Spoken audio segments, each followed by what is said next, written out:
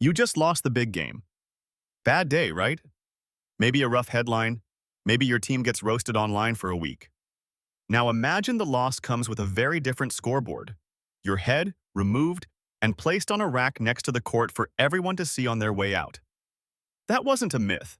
That was Tuesday for some athletes in Mesoamerica over 3,000 years ago. Today, we're going deep into the actual documented sporting events of the ancient world, the ones history class skipped. Some are brutal, some are strangely familiar. One of them may have literally shut down a war.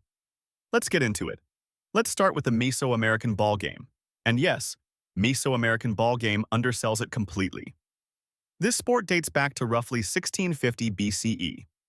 To put that in perspective, teams were competing on stone courts before many of Egypt's most famous pyramids had even been built.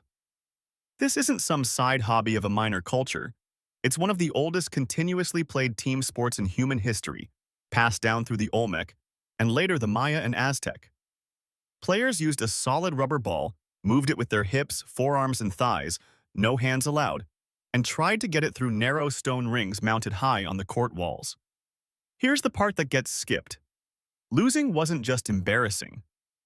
In certain ritual matches, losing captains, sometimes entire losing teams, were ritually decapitated after the game. Their skulls were displayed on dedicated skull racks built specifically to hold them, right next to the court. And here's a detail almost no mainstream video covers. Some historical accounts suggest the ball itself symbolically represented, or in certain ritual retellings, was literally framed as a severed human head. This wasn't a game that existed outside religion and warfare. It was religion and warfare, replayed physically, in real time, for a crowd. So next time your team blows a lead in the fourth quarter, it could be worse. Let's jump to Greece, because even the parts of ancient sports history we think we know are wrong. Everyone pictures the ancient Olympics as fully nude by default. Turns out, that wasn't the original custom at all. According to the historian Thucydides, early Greek athletes actually competed wearing loincloths. Full nudity was introduced later, by the Spartans of all people who began stripping down and oiling their bodies before competition. Whether it was for practical performance reasons or as a display of physical dominance, the look caught on, spread across Greece, and eventually became the standard everyone associates with ancient tradition. In other words, the image burned into pop culture wasn't some eternal Greek default. It was a Spartan marketing decision that went viral 2,500 years early. Here's one that almost never makes it into ancient sports content.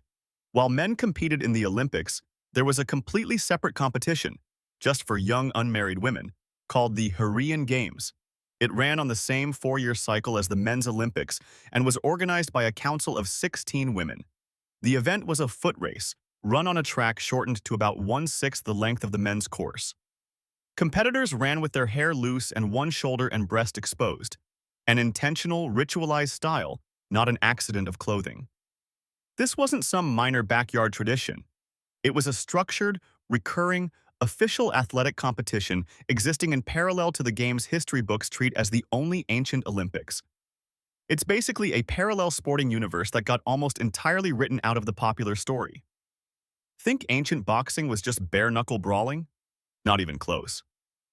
Ancient boxers wore something called a cestus, hardened leather straps wrapped around the forearm and fist. And this wasn't padding for safety. In later Roman gladiatorial versions, those straps were reinforced with metal studs and sometimes actual spikes.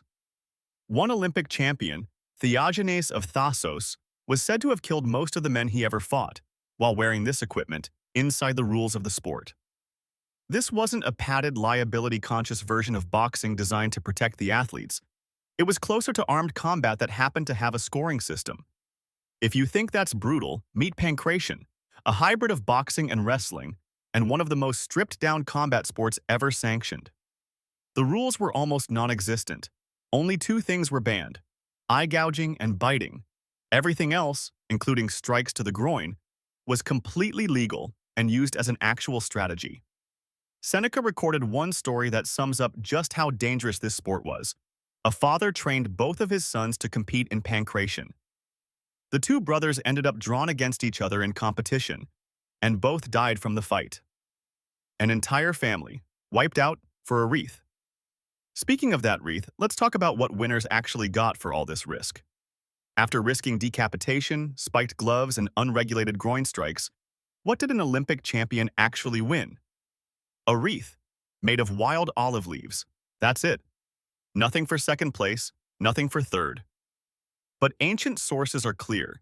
This scarcity wasn't an oversight, it was the entire point. The wreath wasn't the reward. The reward was what it unlocked. Lifelong social status, glory back in your home city, and an honored name that outlived you. Compare that to modern sports, where the entire industry runs on cash prizes and endorsement deals. Ancient Greece ran the exact opposite model. Deliberately worthless materially, priceless socially. Here's one of the wildest facts in ancient sports history, full stop. In 480 BCE, Persia invaded Greece.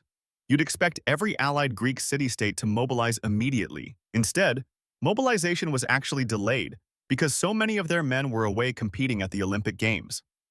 Let that sink in. A live, active foreign invasion took a back seat to a sporting event. That's how deeply the Games were wired into Greek civic identity. Not a fun distraction from real life, but something treated as being on the same level as national defense. Two final facts to close this out. First, the Greeks didn't invent spectator sports. Cave paintings in Mongolia, dated to roughly 7000 BCE, show wrestling matches with crowds standing around watching, thousands of years before the first recorded Olympics in 776 BCE. Organized athletic competition with an audience is a Neolithic invention, not a Greek one. Second, ancient China had a professional sports industry over 1,000 years before anything like it existed in the West. Cuju, an ancient game played with the feet, had genuine professional athletes, some employed specifically to perform for the royal court, others making an independent living purely from playing the game. Paid athletes, career sports, in dynastic China, long before anyone in Europe was doing anything close to that. So the next time someone tells you sports are just entertainment, remember, for a lot of human history, they were religion, warfare, class status, and sometimes a literal death sentence, all rolled into one event. If you want more deep dives like this, subscribe, and let me know in the comments which one of these shocked you the most. My money's on the skull rack,